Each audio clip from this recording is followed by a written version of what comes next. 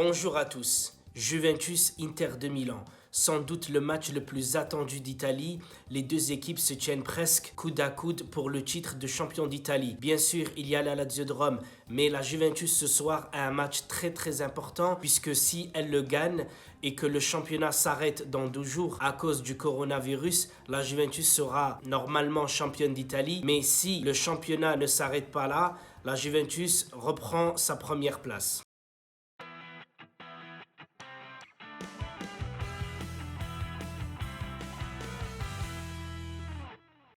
Mais malheureusement, le match de ce soir se joue dans une atmosphère un peu particulière, c'est-à-dire qu'il n'y a pas de spectateurs. Et quand il n'y a pas de spectateurs, on ne sait pas comment les deux équipes vont jouer. Et heureusement pour nous, la Juventus a été très solide depuis la première minute jusqu'à la fin du match. Donc Maurizio Sarri a composé son 4-3-3 sans Dybala et sans Rabiot, les deux joueurs qui jouaient régulièrement ces derniers temps.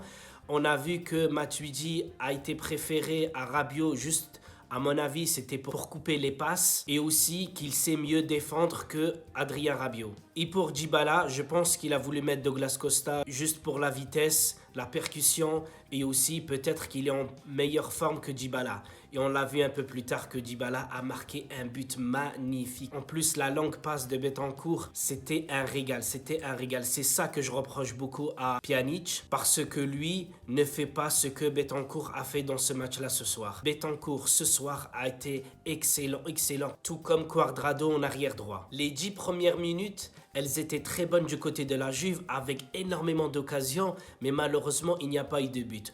Ensuite, on a vu que le match, ça s'est un peu équilibré des deux équipes et on a vu que l'Inter de Milan, quand il repartait de derrière, c'était un peu plus facile que la Juventus. Tout simplement parce que leur 3-5-2 écarte énormément les joueurs. Ils ont plus de facilité à sortir le ballon. Alors que la Juventus, avec le 4-3-3, ils ont eu énormément du mal à repartir de derrière du gardien parce que tout simplement, quand il y a un pressing intense du côté de l'Inter, la Juve a du mal. Et on l'a vu que Blaise Matuidi a failli perdre le ballon et ça a causé même un coup franc juste à l'entrée de la surface. On a vu aussi Douglas Costa perdre le ballon au milieu du terrain. Ça a causé aussi une occasion du côté de l'Inter de Milan. On voit que la Juventus, dans ce match-là, elle a très bien joué, certes, dans l'ensemble, mais par moments, on voit qu'il y avait quand même quelques déchets. Dans tous les cas, moi, je suis très content de cette victoire et je suis aussi très content de cette prestation. Malheureusement, Gonzalo Higuaín, qui a été très bon, n'a pas pu marquer et Ronaldo aussi. Et dans cette première mi-temps, on a vu que la difficulté de la Juventus était aussi l'attaque. Dès qu'ils se rapprochaient à 20, 25, 30 mètres, les joueurs comme Cristiano Ronaldo, Douglas Costa ou bien Higuaín, ils étaient à l'arrêt. Et du coup, Cuadrado ou bien Alexandro ne savaient pas comment faire. Est-ce qu'il fallait centrer? Est-ce qu'il fallait revenir dans l'axe, etc. Et Bentancur a très bien joué sur les côtés, devant, derrière. Et là, pour une fois, j'ai aimé les passes que la Juventus a fait en arrière. C'était pas des passes pour gagner du temps, même si à la fin, on l'a vu dans ce match-là. Mais dans les premières minutes, on voyait que la Juventus, quand elle repartait de derrière, c'était pour mieux attaquer, pour mieux repartir sur les côtés, etc. Et ça, c'était du bon football.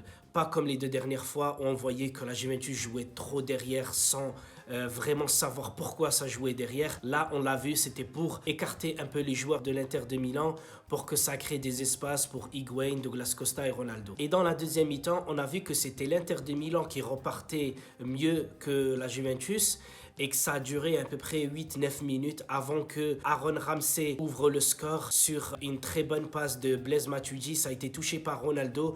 Heureusement que Ramsey tire à terre parce que s'il aurait tiré un tout petit peu plus haut, ben ça aurait touché Cristiano Ronaldo et puis il n'y aurait pas eu but.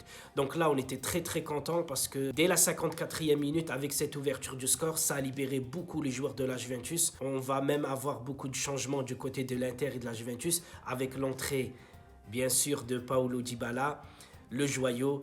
Il nous a régalé avec ce but. Je ne vais pas vous raconter exactement le but, comment que ça s'est passé. Je vous invite tout simplement à regarder sur la Serie A dès qu'ils vont remettre le match de la Juventus face à l'Inter de Milan. Le résumé, je crois que ça va durer 4 minutes. Vous allez vous régaler avec ce but-là. Malheureusement, bien sûr, l'atmosphère, le public, etc., le stade est vide.